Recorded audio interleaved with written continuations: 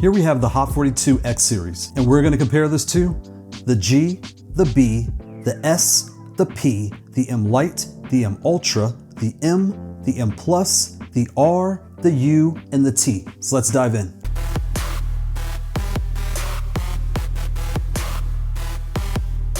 So here we have the X, the S, the P, the M-Lite, and the M-Ultra. I have an S top here. When I lay it on top, you can see it fits perfectly. When I put it on the P, it fits perfectly. When I put it on an M-Ultra, it fits perfectly. When I put it on the M-Lite, you can see the M-Lite is slightly taller by a quarter of a keycap than the S. This key switch here is slightly to the left, but in use, they feel exactly the same. When I take this top and put it on the X, you can see the directionals are the exact same. You can see the thumb is lower by about half a keycap, but the alignment is the exact same as the Ultra.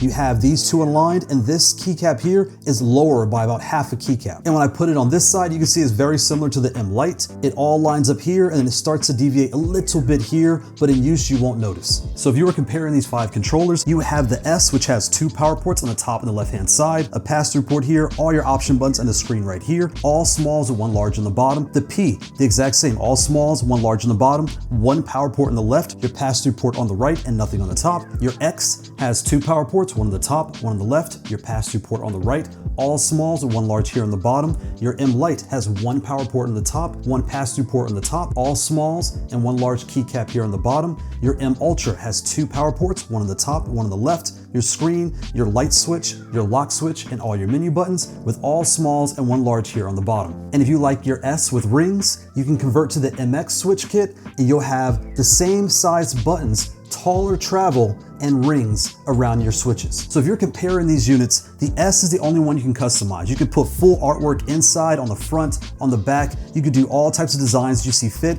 You can also take this unit and add an extender. So you could take this small compact controller and make it as big as the M-Ultra and similar to the X series. You can see here I have the cheap box footsie installed and it's roughly similar size to the M-Ultra. So if you were on the fence between these 5 controllers, your main factor will be price. If you're looking for the smallest, most compact, affordable Haute42 controller, you'd be looking at the S or the P. Their prices change on different days, but this is what you'd be looking at. The S is the most customizable. You can change the artwork on the top, on the bottom. You can take the screws out, open it up, and add an extender to this controller. Next, you have your P, which is very similar to the S, just with a plastic build, so it feels really just like a controller in your hands. Here, you have your slope on the bottom, you have your grip tape pre-installed, and you have a controller. All your action buttons are in the middle instead of just being on the side. You have your lock switch here. Everything feels familiar to a regular controller right off the shelf, but your customization options are limited with this model.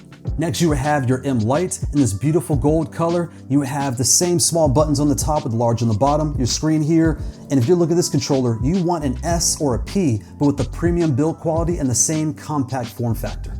Next, you have the M-Ultra. Here you have your metal premium controller here. You have the independent lights on the bottom, the secondary lights and the buttons. You have your screen, your lock switches, and your light switches. All the things you will want in a premium controller in a nice metal form factor, but wide enough to fit on your lap with the same small layout as the S. And when considering the X, you want the S layout, but your thumb a little bit lower and your buttons here split a little bit wider. And you want the option to swap in different options on how you want your layout to feel. You want your low profile here, but you may want your MX switches here. You want your low profile here, then you want to take this off and add your left and right joystick to play other games. You can customize the X however you see fit, but when you're looking at these, if you know you only want one style, the X is not what you want. You're going to want one of these other 4 models here, and you would determine which one is right for you, and that would be your best option on cost, since they all have the same very good quality. So those that love the S now have a full family of products. They have their small S, their plastic P, their premium compact M-Lite, their large M-Ultra, the extender kits to go around the body, and if they want to get fully flexible, they have their X series to fully customize their S however they want. So just like the S, the P, the M-Lite, and the M-Ultra, they are all based off the S. These controllers here, the M, the M+, the T, and the U are all based off the T. So we take our extra T-top here, I lay it right on top. You can see it lines right up with the T. I put it right here on the U, it lines right up with the U. I put it on the M+, it lines up perfectly on the M+. And when I put it on the M, it lines perfectly up with the M. Now, when I lay the same layout on the bottom of the X, you can see the bottom button here is the same size, but these other 2 do not fit. When I try to line up these buttons here, you can see these are the S layout. They do not fit in these holes here. They are not wide enough to fit. And when I try to place them here, again, you can see the T is bigger in keycap size and wider in spacing than the X series. And when I lay the T and the S lids on top of one another, you can see the S is a lot smaller than the T is compared to each other. So if you like the T, but you want a compact premium device, then you want the M. If you like the T, but you want a large premium device, the same size, you want the M+. If you like the T, but you want rings, then you want the U. When it comes to the X series, hopefully they make an X2, like this will be the X1, which is your S and your G, and the S2 will be your T layout. You can have the U higher profile buttons here, or the T lower profile buttons here. You can have MX switches on a T using the X2 if they ever decide to make that model. But when you're looking at these, the T, the M+, and the U are all in the same family, and that's how you would decide which model you want to use. So if you're looking for a controller with rings, you will want the X MX edition, you will want the R, or you will want the U. The biggest difference is the R comes with the left pinky. If that's what you want, don't worry about the rest. You want the R, just get that and you'll be all set. If that is not a deciding factor, the next thing for you is the spacing. Do you want it tighter, medium, or wide? And when you take your R top and lay it on the U, you can see there how they size up to one another and how the U is wider than the R, especially here on the side, especially on this side. And the X is similar, but the R is slightly wider on these last two switches here. So again, if you're looking for a controller with rings, you will want the X to have the tightest spacing. This will come with the MX switches, not the Kailh low profile switches. If you want something a little bit wider, then you'll want the R. This will have the pinky here and be slightly wider, like barely wider than the switches on here.